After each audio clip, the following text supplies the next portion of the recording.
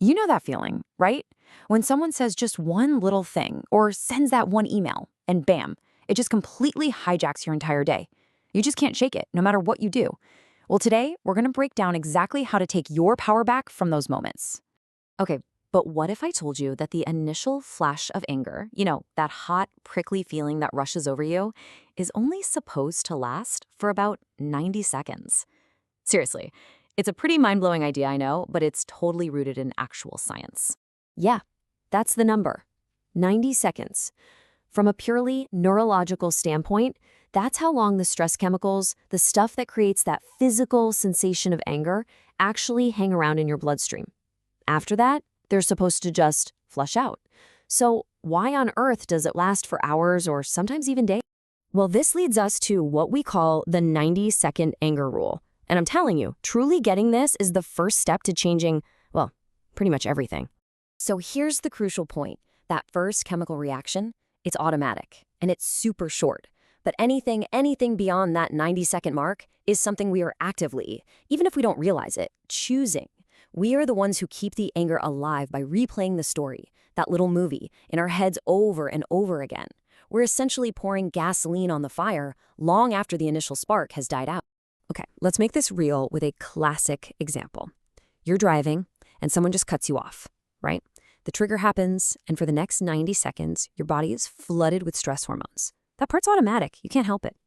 But then the story begins. You start narrating it in your head.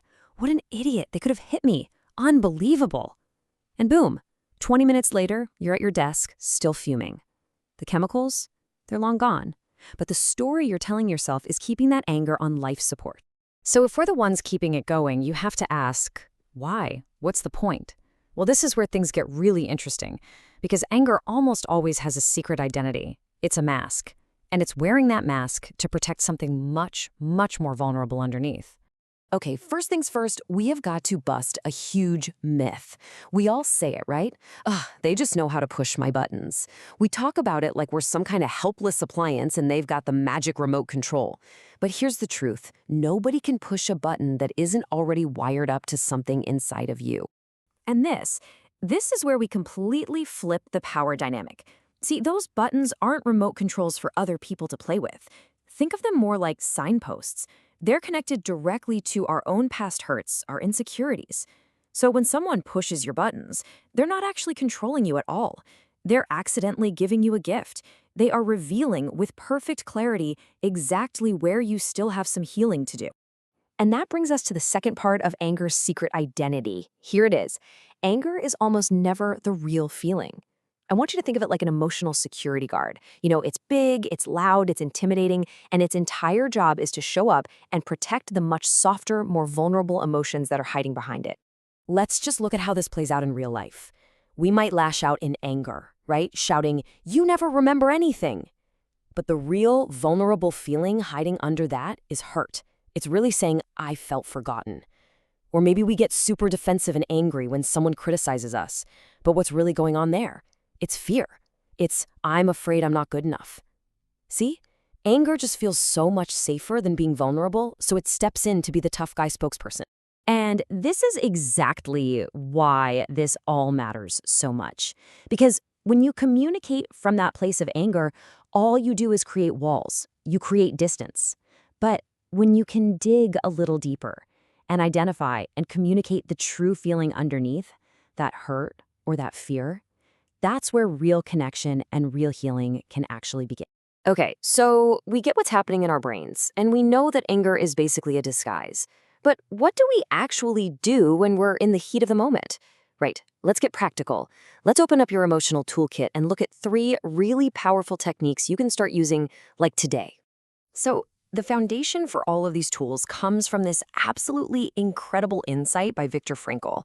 The idea is this. That trigger hits, right? The chemicals flood your system, but before you react, there's a tiny fraction of a second, a space. And learning how to find that space and live in it for just a moment, that is your superpower. Okay, so the first tool for finding that space is something called the observer self. So instead of being totally swept away by the storm of anger, you take a mental step back and you just watch it. You literally say to yourself, I notice the feeling of irritation is rising inside me. It's like watching clouds pass in the sky.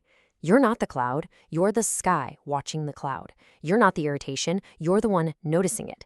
And that simple act creates just enough distance for you to choose how you want to respond instead of just reacting on autopilot.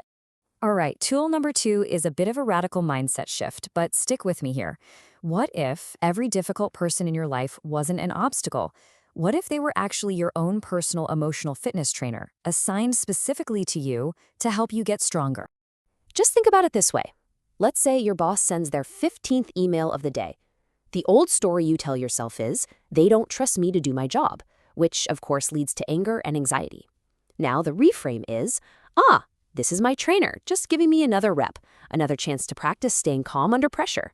The email is exactly the same, but your entire emotional experience just transformed from anxiety into a feeling of calm, maybe even a little curiosity. And finally, our third tool, the boundary blueprint. And the most important thing to get about boundaries is this. They are not walls to shut people out. They are gates. Gates that you control to let the right things in and keep the wrong things out.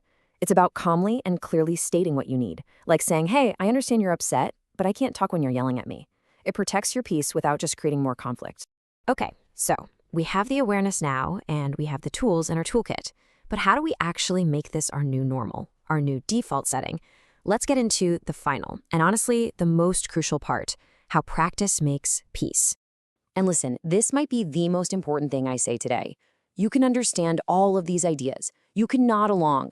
But if you don't actually use them, then it's all just entertainment. It's just interesting information. The real, lasting change only happens when you apply this knowledge in those tough, real-world moments. So with that in mind, here's a super simple, totally actionable challenge for you. For the next 7 days, just 1 week, don't try to do everything at once. Just pick one of these techniques. Maybe it's the observer self, whatever. And every single time you feel that little flicker of irritation or anger this week, just practice that one thing. Because every time you do, you are literally, physically rewiring your brain and forging new neural pathways. And please remember, the goal here is not to be perfect overnight. That's impossible. It's simply to make one different choice the next time you feel that trigger. That's it. Each small choice you make is like planting a seed. And over time, all those consistent, small shifts, that's what grows into massive, lasting change. So please be patient with yourself. So I'm going to leave you with this one question to think about. I want you to really imagine a version of yourself that stays calm, that stays centered and in control no matter what kind of chaos is going on around you. Who will you be when difficult people completely lose their power over your peace? Because that person, that version of you, is absolutely waiting for you to step into it.